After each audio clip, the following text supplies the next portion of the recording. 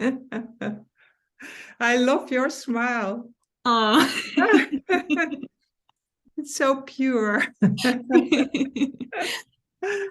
Nice speaking to you. And Talking to you about nothing. I saw you on YouTube and you spoke so clearly about non-duality. I was impressed. So I thought it would be nice to speak to you. And I don't know if I really have questions, but maybe we can just see what comes up. Yeah, sure.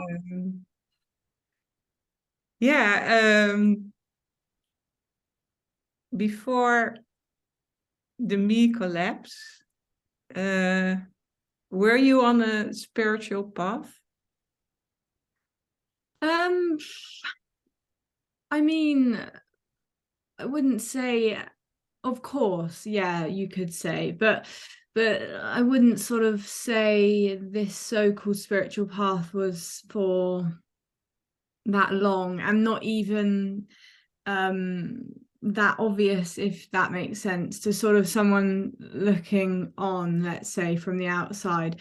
I wasn't sort of part of any official groups or really going a lot regularly to sort of meetings or satsangs or anything like that. It was quite, in terms of sort of being calling myself and actually into spirituality, I never sort of went that far, but Okay. But no, of course, definitely. I mean, yeah, I was towards the end, turn to spirituality, into non-duality then, really. And you met speakers like Andreas Müller and Tony Parsons? Well, yeah, both of those actually, and that was all. I watched a lot of YouTube and stuff, and yeah, but to be honest, there was an apparent awakening, which I'd had sort of when I was going around visiting some, of course it's not related to anything in this sense, but it just so happened I was at a monastery at the time, a Buddhist monastery. So I was sort of exploring those sorts of things, and then and meditating a lot. Yeah, yeah, exactly. Getting up very, very early, doing this whole sort of practice and that sort of thing. But again, that was very casual. Like I did that when I went there, but at home, it wasn't sort of a very strict thing in this way. But yeah, I hadn't actually come across this message at all, and this so-called awakening sort of happened, and there was I'd never even heard of Tony or this so-called message. So it was actually after that, you could say, that then someone at the monastery actually mentioned Tony, and then obviously it's kind of a bit of a snowball from there in that sense. Oh yeah. And is there a lot, your life has changed a lot, or?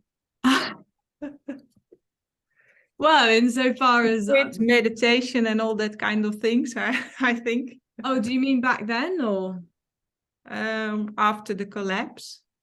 Oh, well, of course, it's the end of my life in that sense. So, no,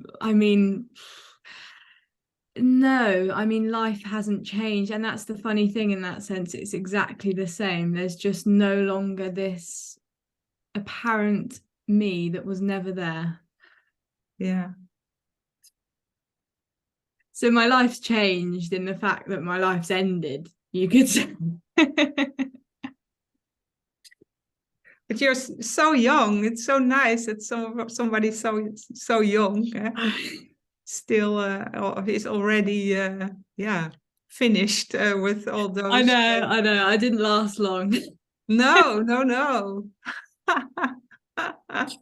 Yeah, I only managed 22 years, and then that was enough. Yeah.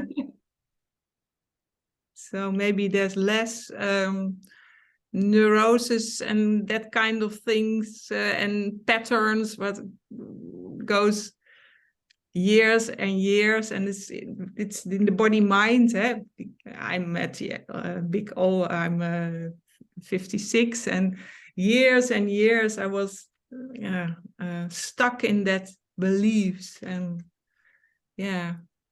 for you, but you still just a few years and then finished. I mean, yeah, of course, you know, it would seem that the body, you could say, would become more, you know, that saying like old habits die hard, they sort of become more ingrained maybe with time in this way, let's say. But as a seeker, I mean, there isn't a seeker that isn't intense, of course, but I would say that there was certainly a lot of intensity to the seeking, and as I say, that's just seeking, really. So there was nothing special or different about my seeking, but there did seem to be a lot of neuroses in that sense. It seems that some so-called people or bodies seem to sort of just get by or whatever without this intense neuroses, maybe. Of course, there may still be, of course, this sense of being someone, but this apparent someone can seem a little bit more easygoing or whatever. Whereas here, there seemed to be quite a tense individual, you could say.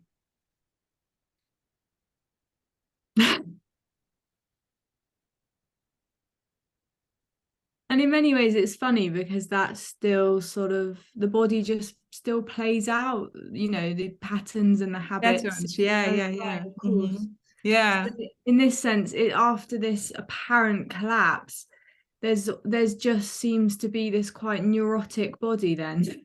Yeah. And it's not, there's never is a me, so that's it's inside the body, or the body mind system is doing what it's doing.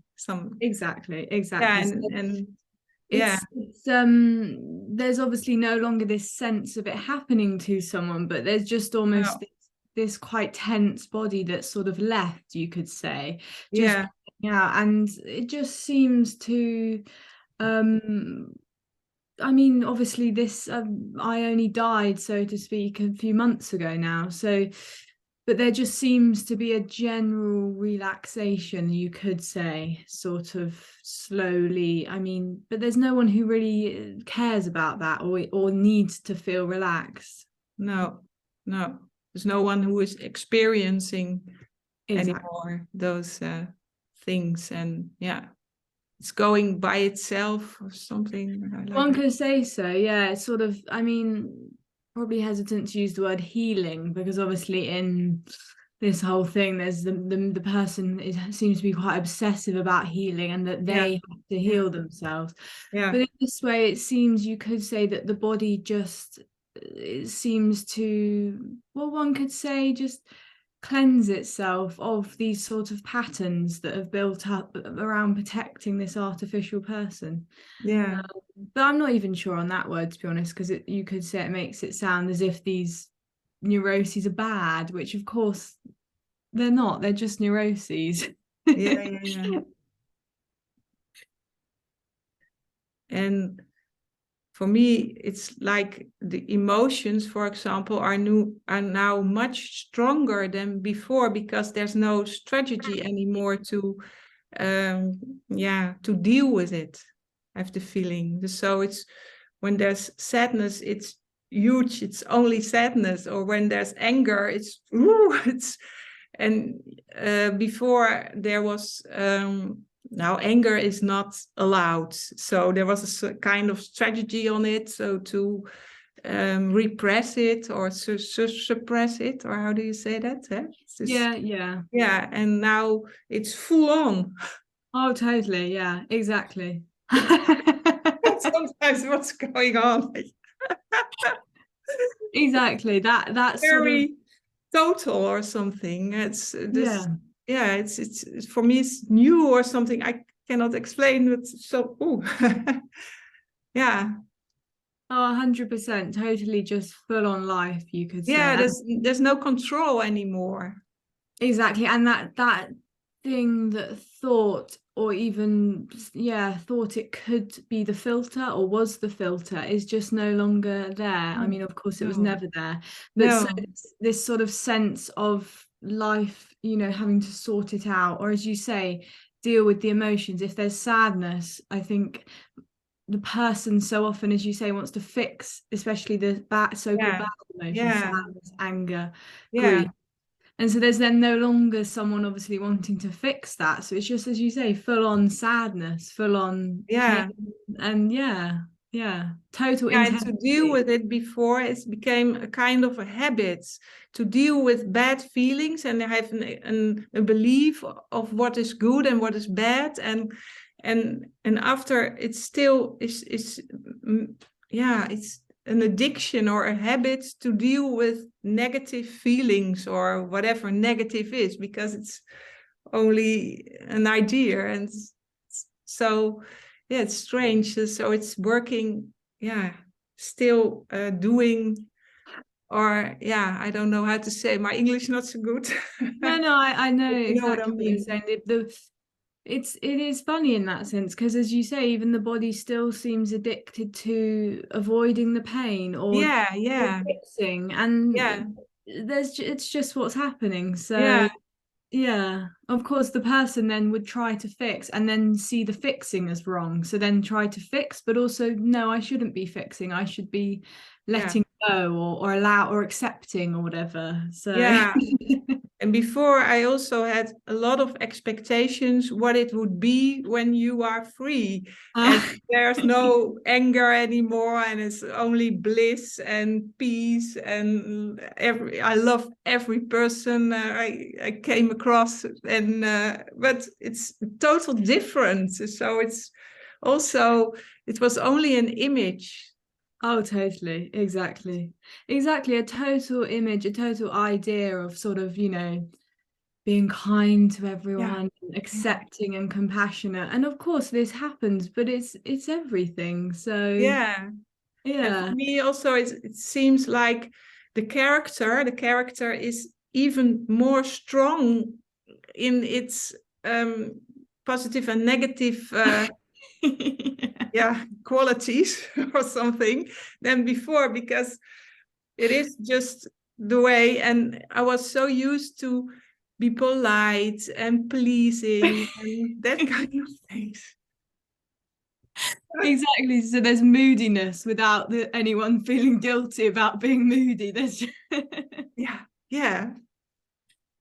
just full on moodiness, anger, but also obviously happiness, joy, just full on. And don't, not anymore to feel regret or shame or all that kind of feelings are not really feelings, because it's more like a judgment or an how do you say, behavior.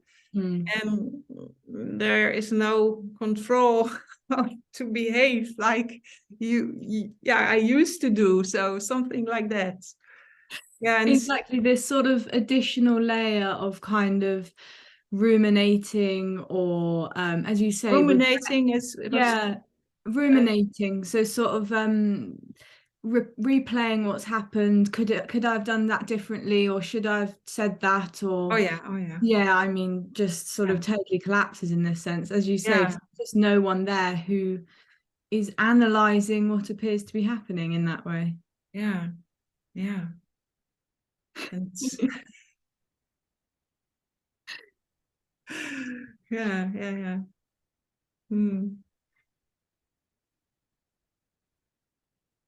Your smile is so nice.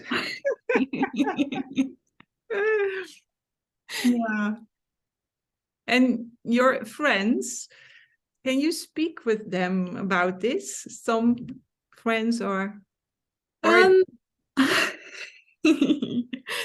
well, I mean, there's just there's no one to tell in that sense. So there's no sort of urge to speak about anything sort of to do with, let's say, non-duality. But if it sort of comes up, there's also no sort of holding back. It's just very natural. But I mean, it hasn't really come up. It's come up with family a little bit, but my impression is just obviously each so-called person, there seems to be a different level of openness, you could say. Yeah. And it's quite, funny, really. It could be mentioned, this sort of type of communication, let's say, and there can just be a total rejection, like a total, just, it's just bonkers, like almost just total theory in this sense. Total? Theory. Yeah, Like yeah, what yeah. I'm saying or what's being said is just a concept, an idea. Yeah. That's how the person hears it, or Mm. yeah, yeah. But maybe there's a sense that people can feel something, you don't know. There can be, with certain Yeah, conversations, there seems to be when more. there's an openness. Yeah, you could Yeah. say so. But I mean, yeah, it sort of it's just, it's just beautiful in the sense of there's just nothing to tell, no one to tell. And so, No, if it as a story, if someone just totally, it's totally rejected as craziness or whatever, then that's just what's happening. There's no one trying to convince anyone or oh, teach them, no. totally not. So And before that, were you someone who was trying to convince people or not? um You've never been so, maybe that not, I way. mean, not in like not as a kind of, I didn't have a hobby or a profession in sort of teaching Oh no. or a type of specific religion or doctrine that I kind of followed. So not in this sense, but of course there was, I mean, and this just is the person, really. I mean, you could say the person actually, even if it's not a dogma or an actual teaching, the person is constantly trying to convince the so-called other or itself or life of something, of, that it is good enough, that it is on the right path, that it knows what's happening, whatever. So of course, when I still was someone, or when I was alive in this sense, yeah, of course there was this total trying to convince. But I mean, not, as I say, of a specific thing, but you could Mm, say in terms of, let's say, like people pleasing and this kind of thing. I mean, of course, that's just all the person trying to convince something. yeah, Constant effort in that sense. yeah, yeah. And working on yourself and try to Oh, fix exactly. your neuroses and kind of, yeah, Yeah, exactly. I mean, self-compassion, oh self-love. yeah, I've got into all of self-love, that. Yeah. to get rid of the self-hatred and kind of things. Yeah, yeah. Yeah, yeah.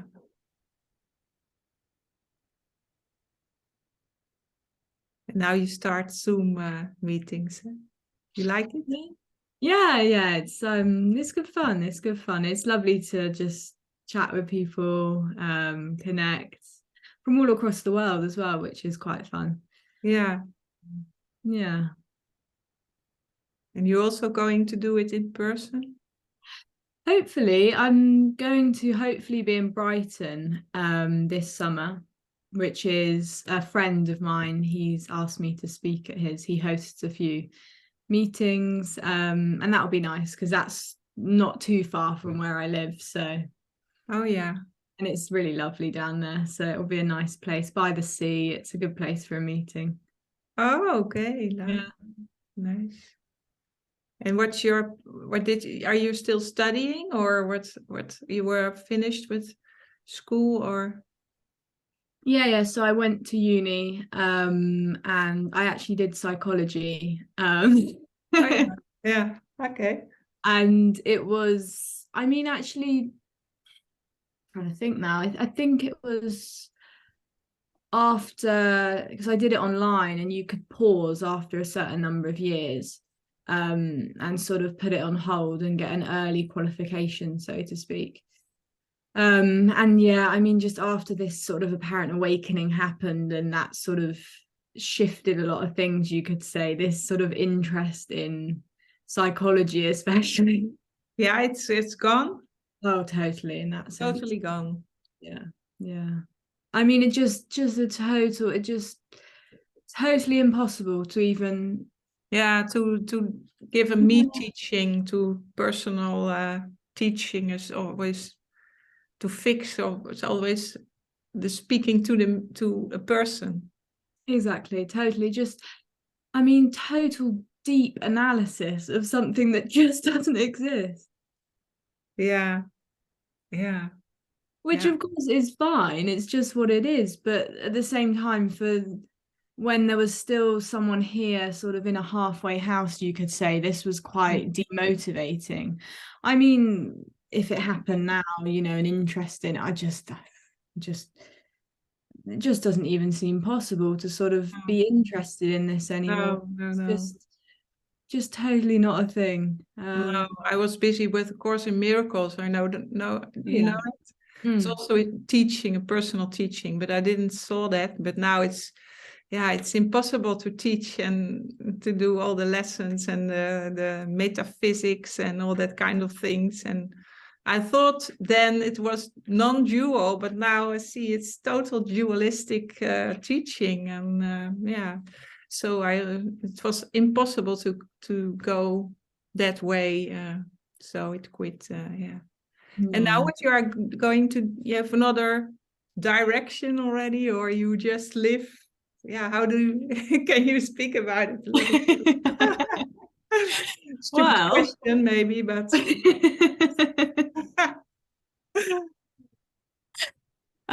well, I mean, it is, yeah, there's no answer in this sense. no. I don't have I mean, there's no plans really. Just the Zooms are happening at the moment, and I guess maybe just see what happens there, whether that carries on or whether it takes another direction. But this whole thing, I mean, this was sort of a thing before, I could say, as a person. This whole sense, and seems to be a very common one for the person, is the career, obviously, to Yeah, sort of find your purpose, find that thing that you're meant to do. And yeah. I mean, I was never one of those people that sort of, I want to be a doctor, I want to do No, this. never. No, I was still when you were a child, also not.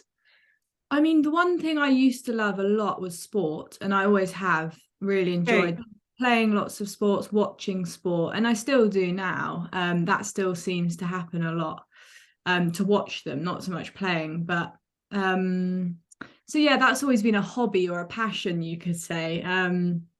Maybe you can be a non-dual sport coach. I'm joking.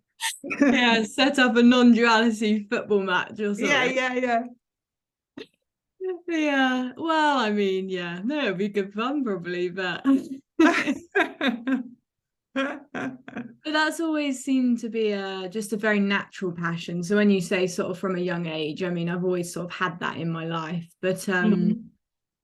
I mean, the sort of motivation to play a lot of sport now isn't there so And to much. win, so that the Oh yeah. competition, yeah. Yeah. I mean, I'm probably still, got that competitive streak, but but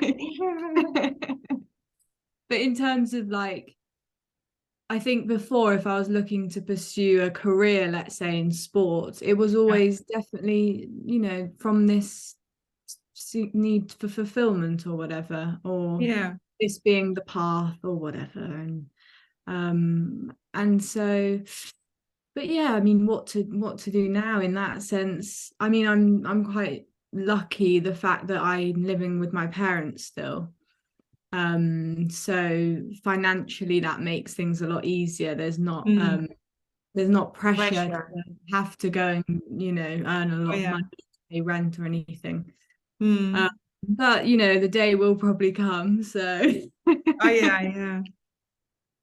yeah. Then you will see what happens. Yeah, exactly. Yeah. But no, this sort of, and ambition is totally gone, and of course. I Or mean, in terms of getting something out of life or making something of my life, yeah, of course, yeah. but there can be there are some interests like sport or wanting something without a real desire, but just wanting it. Is that still?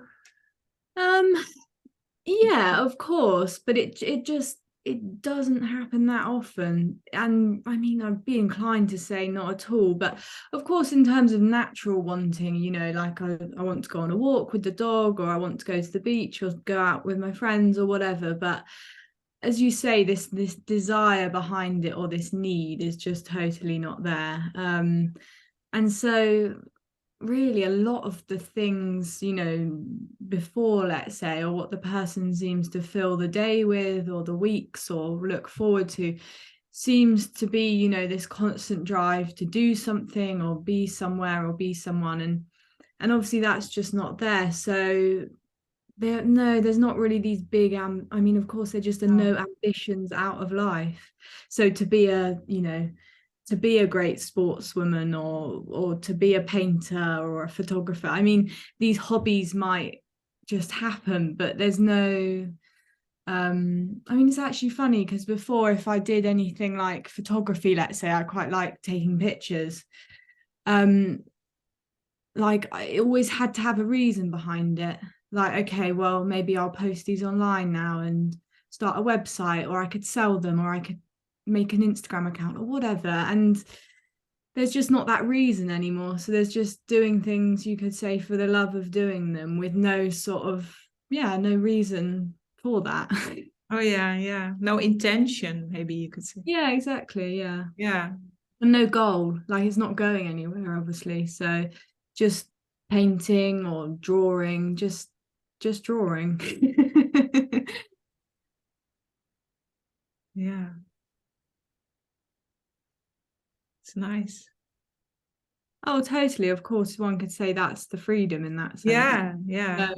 That you don't want to get out of it, something out of it, or to have an upper layer of goal or something wanting, or it's necessary for fulfillment or for whatever. It's Totally. always for the person, there's a need to fulfill and to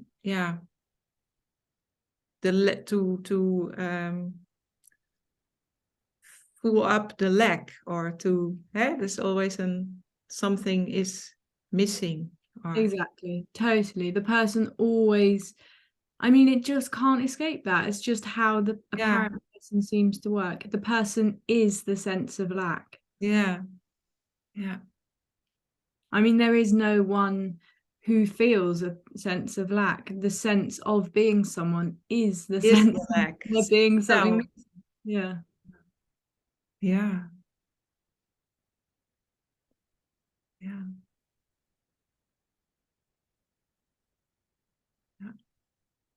But I mean, like we said before, the in many ways it's funny because of course the body still seems to behave, one could say, out of habit, in this sense that something is missing. Yeah. Body still seems, I mean, that seeking energy, you could say, is no longer on, you could say, in this sense, but the momentum still seems to be moving.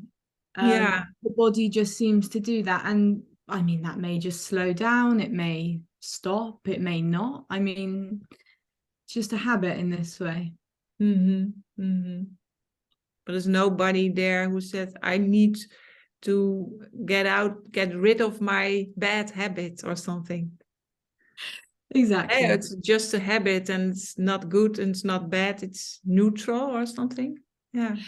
Yeah, you could just say, total equanimity. It just is what it is. It's just a habit. Equanimity was that? Well, like neutral, like you say, Yeah. just not good, not bad. Just, I mean, obviously not even in the middle, but just no judgment on it. Not this extra layer of, okay, this is a good behavior or a good habit, or this is a bad habit. No, it's just what it is. Yeah, neutral, I guess, would be another word for equanimity. Oh yeah. I think equanimity, I think that probably is one I heard in my Buddhist days. Oh, okay. Because I think they use that in the sort of in the scriptures and whatever. Oh, okay. That's what sort of strive towards, you could say. He was also into Advaita or not? Not Advaita. Yeah, I mean, I sort of went obviously around these monasteries and stuff with Buddhism, and then towards the end, really, I only then came across Advaita. I think it was I read a book by Ramana Maharshi, Oh yeah. and actually it was reading that book that this apparent awakening seemed to happen. Something seemed to shift energetically, because there was a lot of, I mean, the book was a lot of inquiry, and obviously that's, you know, seen now, that's just totally dualistic in that sense. But Yeah. a lot of it was talking about, you know, a dream and questioning life, and is this a dream? And Yeah. and yeah, I just remember something. I mean, obviously nothing happened, but then it felt like something shifted very much energetically. Yeah, that was for me, was it also with Ramana. Yeah. Oh, was it? Oh, Yeah, cool. yeah. With his picture and the books, and also with his picture was some kind of strange experience. And I look in that eyes and something happened, shifted. Yeah, I don't know, in the heart or whatever. Yeah. It was No, very similar actually. Now you say that, I remember something, because I had the book and I remember I was looking at the picture on the front, and something similar with maybe seeing there was no one in there or whatever, you know, this experience being at the time. But yeah. Yeah, I was meditating and I had a picture in front of me, but I was closed my eye and I opened my eyes. I don't know why. And I looked at the picture and suddenly I cannot explain what happened, but it was, my God, it's this. Yeah. Yeah. Yeah. Yeah, and I mean, I then, I mean, to be honest, I can't really remember the order of how this all, I mean, it just seems like a bit of a blur in that sense, obviously, but this, well, obviously a blur that never happened. Blood, what sorry you say? A blur that never happened, because it, you know, this is the thing, looking back, it's just totally impossible to say, well, there was a me, there wasn't a me, was, because there just never was one, which obviously is the total surprise in that sense. Yeah. So thinking even that there was someone is just, I mean, I can't even really say it's a blur because it just never happened. It's a blur. What's that? A blur? As in like a bit hazy memory, like it's a bit of a, you know, like a little bit how do I say, a blur, like a bit of a foggy memory, just not clear. Okay. You know, you look back and it's like a vision or something in a vision. not vision, No? more like Blur. Yeah. I'm not sure, you can translate it maybe. Yeah, well, how do you spell it? B? A BLUR. Ah.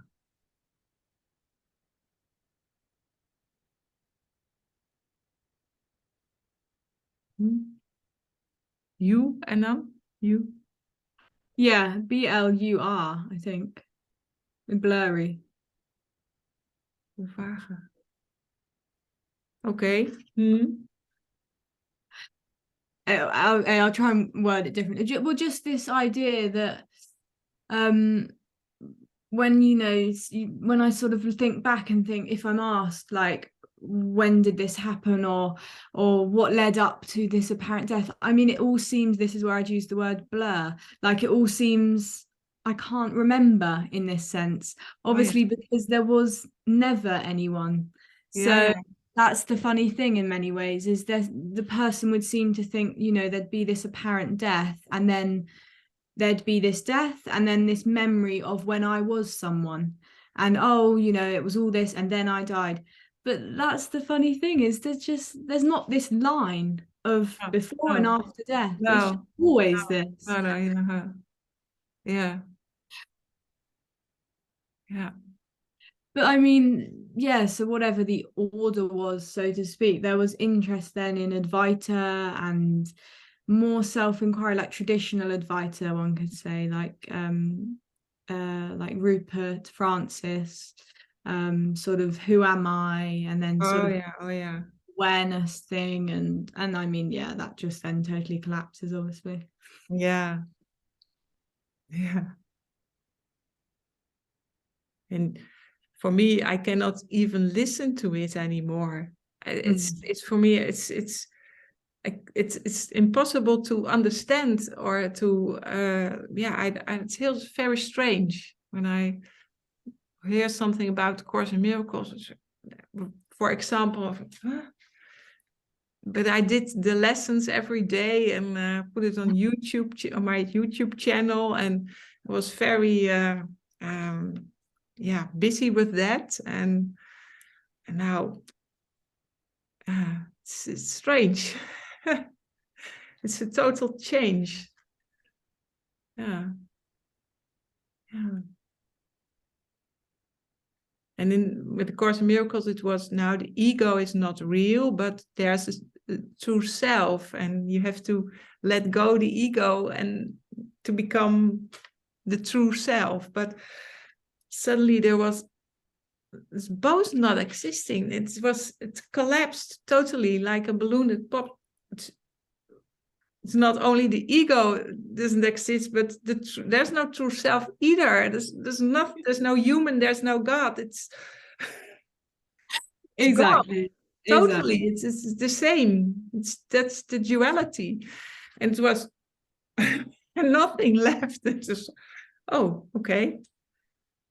Yeah. Exactly. Suddenly one could say it's just sitting in a room on Zoom or whatever. Yeah. And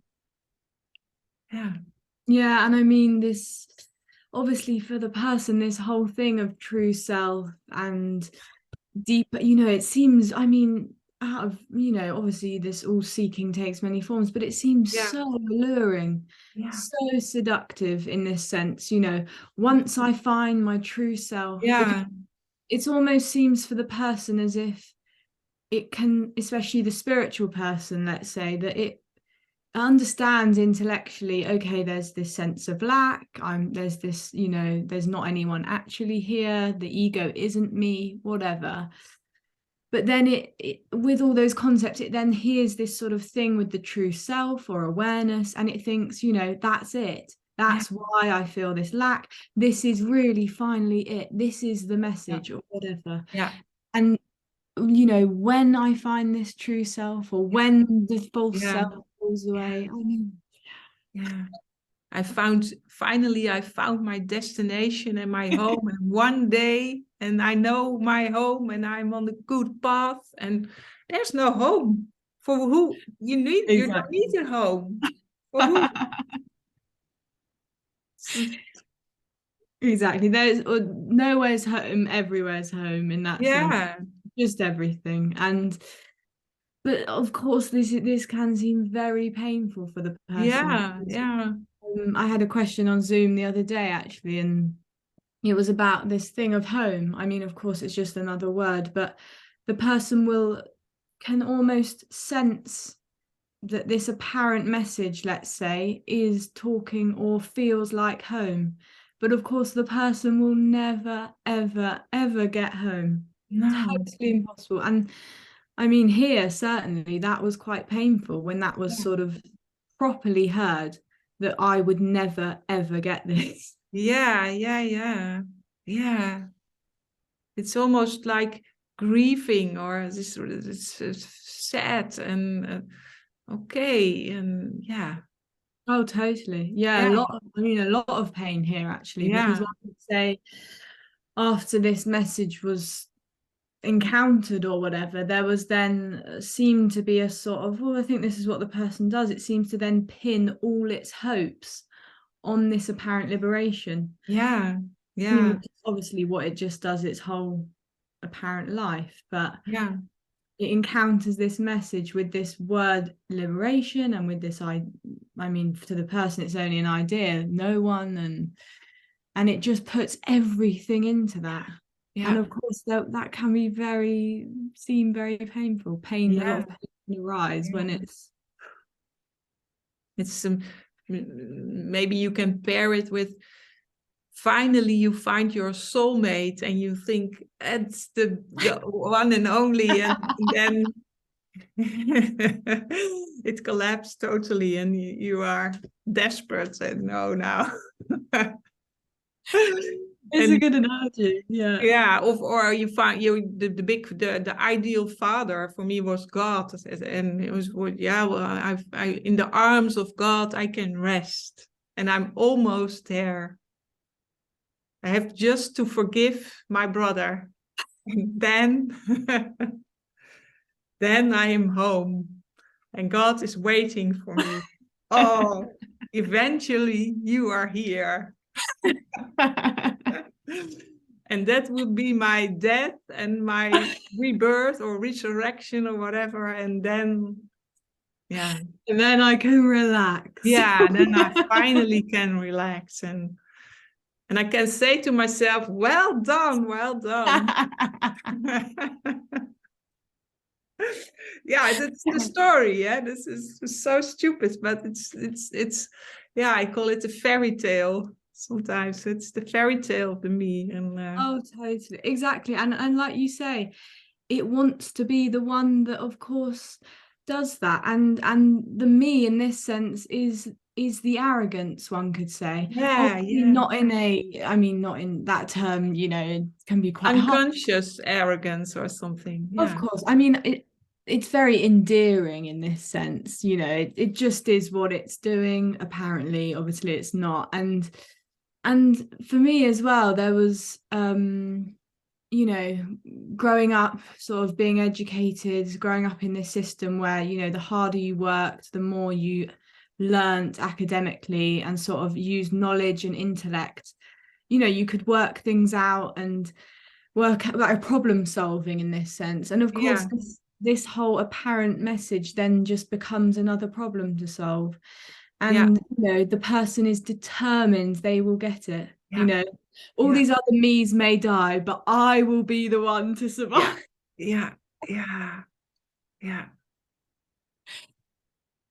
So and I will never give up till I find. I mean, you could say in that sense, it's the ultimate humbling. It just, the arrogant me, so to speak, will of course never, ever get this. No.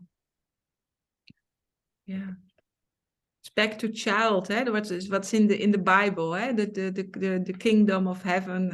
You have to become like a child, and you come with nothing, with no knowledge, because and that's like, it's sometimes it's a little bit back to childhood or something. It feels like that.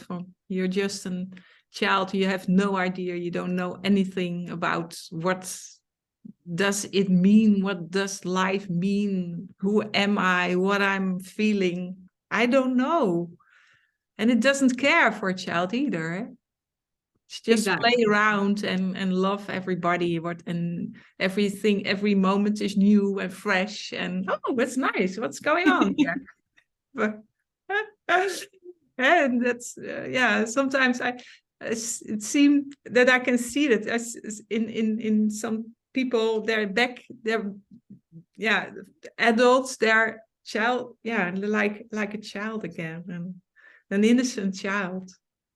I mean, I was going to just say that word, total innocence. And that there is only innocence, but the so-called person is playing arrogance and is playing God, and I have the power to do and to come and to get my goals, and It's also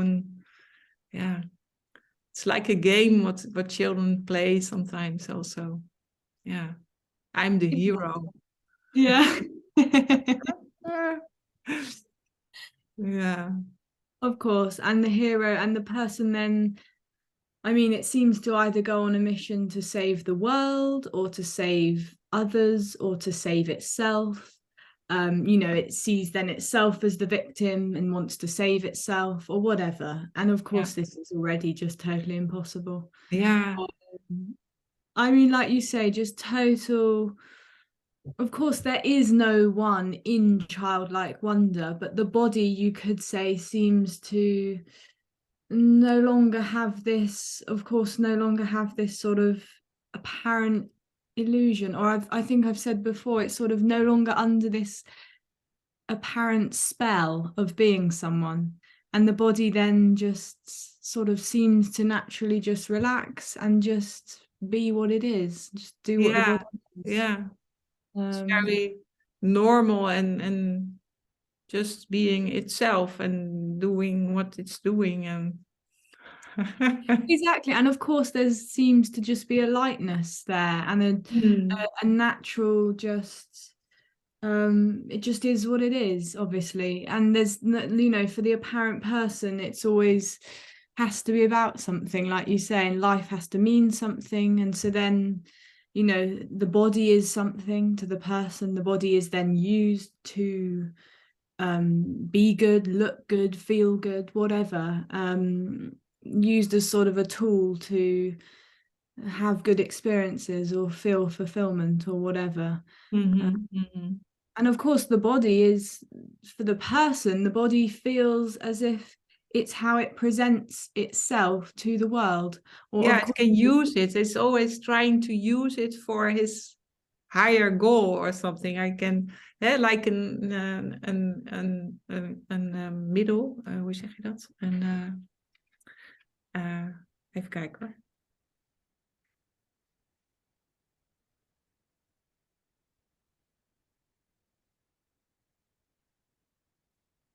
A resource?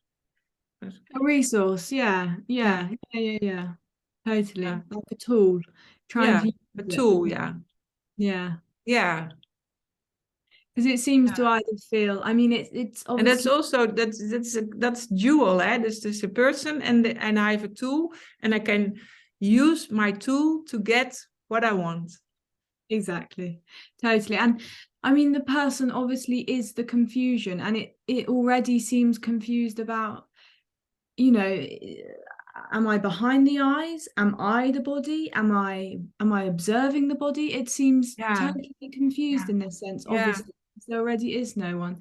And so it seems to then, but the body certainly feels as if I am the body, whether that's in, around, out, whatever. And so it seems then very important, how do I look? How do I sit? How am I coming across to another person? I mean... It's continually identify with objects. He makes an object and that's me. I'm the body, or I'm my soul, or I'm the soul, child of God, or whatever. And I have to behave like that image, and will never succeed, and goes on and on. Oh, this total sense of lack. And obviously then that's where in the spiritual world, so to speak, this sense of then purification comes in, trying to then be pure, be perfect. I mean, it's just totally exhausting. I mean, the person already is exhausting. Oh, it's so hard work for nothing. Oh, totally. And totally almost useless. even sometimes it seemed for me anyway that there was a sense that it was useless as well. And so that makes it almost even more painful. You cannot stop it, and you know already it's useless, and it's the most terrible situation maybe. It's like an addiction also, of course, I think, when you know it's bad for you, but you cannot stop it. Oh, of course, the person is addiction in this sense. Yeah. Whatever it is, however seemingly subtle, just this constant sense of not enough. Yeah. You know, I'm not aware enough, not pure enough, not free enough, not happy enough, not rich enough, whatever. I mean, just always not enough. Yeah.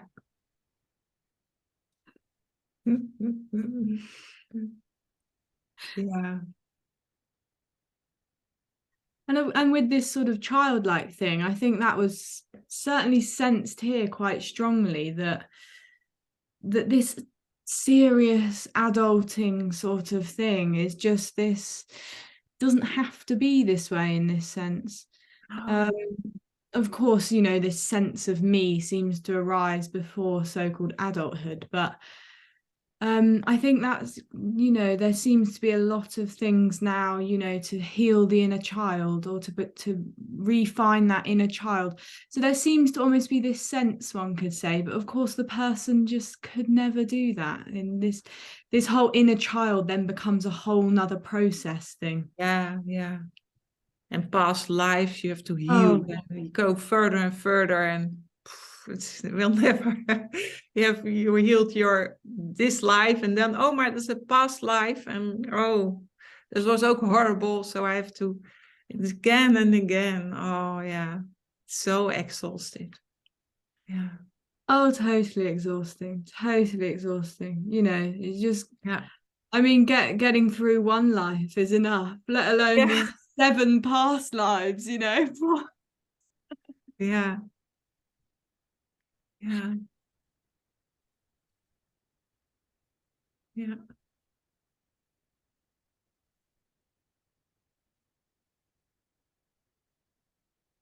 But it's good news that it's just a dream. Eh?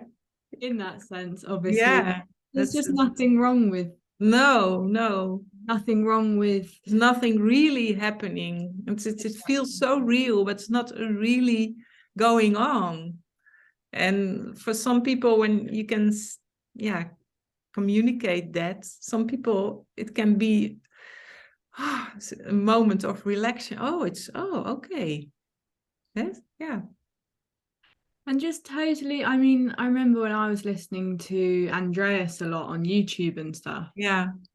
There was definitely a lot of, and I think the person that obviously does this projects everything onto this so-called speaker or person on the Zoom meetings or whatever. And you know, obviously there is no one in there, but it projects this idea of no one in there. So it's sort of, you know, well, there's something in there that's no one, or whatever it is. And sort of, you know, Yeah. this person is special, or they're a guru, or there's something different about them. Yeah. And there was a moment here actually where it was just very clear that Andreas in this situation, and that he was just a normal person in this Yeah. sense. Obviously not a person, but just totally normal, and that what was being suggested was just totally normally this, you could say. Yeah. Yeah. And there was a lot of laughter then, just, you know, Yeah. the Yeah. ordinariness. Yeah. But I saw it also in your Zoom. Looked, I watched the view, or almost every Zoom, I think. I love it. And I also see the projections on you, and the questions, and the same was happening, apparently. Of course, of course. I mean, it's Yeah. just all the person can do is Yeah. just see another, whether it's the Cannot. object or a person. Yeah. Yeah.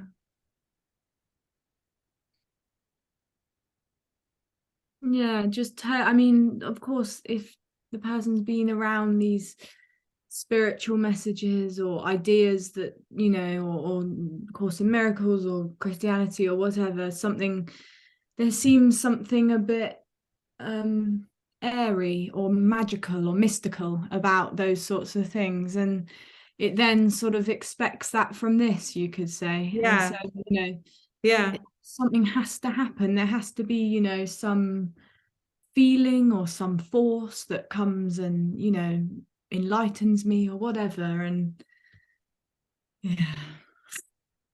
Yeah. All these wonderful stories seem to emerge. Yeah. Now, Izzy, is there something you want to share? Or How do you mean? I don't know, because I think, oh, maybe we can stop it now. But Oh, of course, yeah. and before that, saying, shall we quit? Or it was very nice talking to you.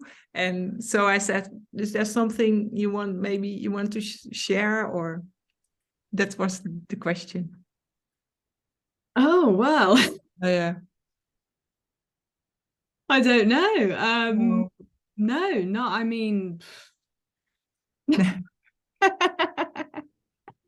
I ask a question, yeah, I realized it's a stupid question, but well, no, I mean, what do you mean in terms of the meetings or anything? In terms of saying when the meetings are, or yeah, just? maybe you can share this. Yeah, why not? Oh, of course, yeah. I mean, Yeah, yeah. Well, yeah.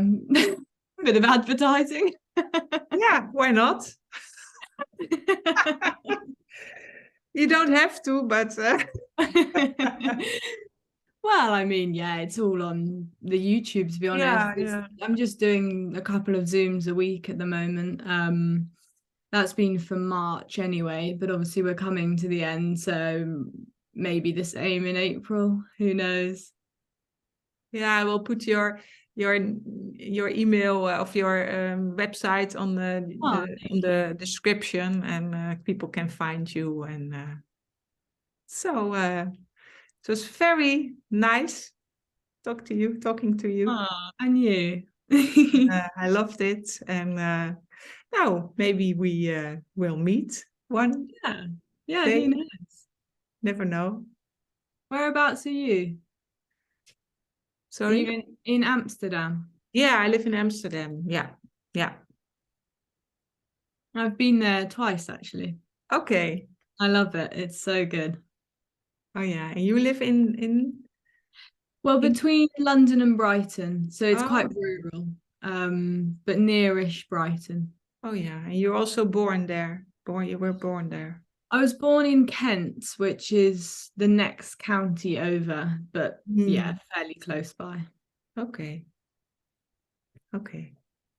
Now, thank you, and maybe till next time. Till next time, yeah. Bye. See. Take Bye. care. Bye. Bye.